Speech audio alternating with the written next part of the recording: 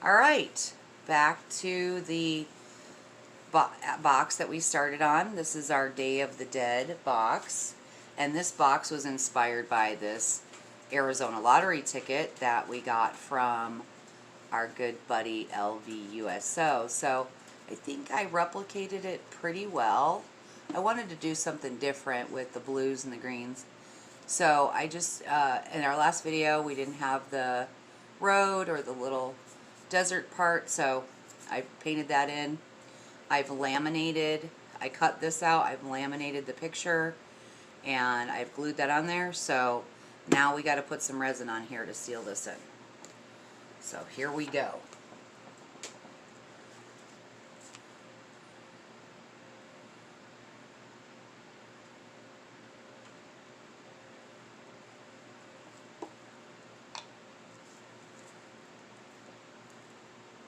So if you've seen our other videos, or if this is the only one you've seen, I like to use these, sometimes I'll use my fingers, but on like a top coat like this, I'll use these sponge brushes. Just gives it a nice, even coat.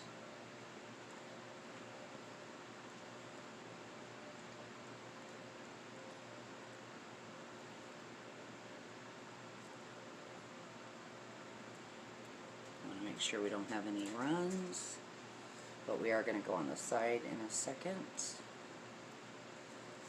When you're doing resin on boxes, you got to be really careful because you don't want to pull it back here because it's going to run off. So I have to just lift that up ever so much. So I'm going to use this little screwdriver I have here. My brush down. I'm just going to lift that up so that way it doesn't. I'm going to do the sides. Just doing a thin coat right now. We might go back and do a second layer. It just depends how I feel and if it needs it. Sometimes they look good with just one coat. Sometimes they need multiple coats. See how it just pops that road, makes it really shiny and pretty. Take that out for 2 seconds to get this side done, and I'll put it back.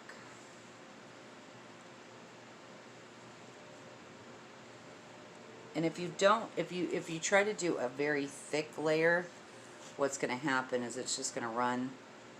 You're going to have all these runs, and then you have to sand it down, and it's just going to be a hot mess. So why have that, right?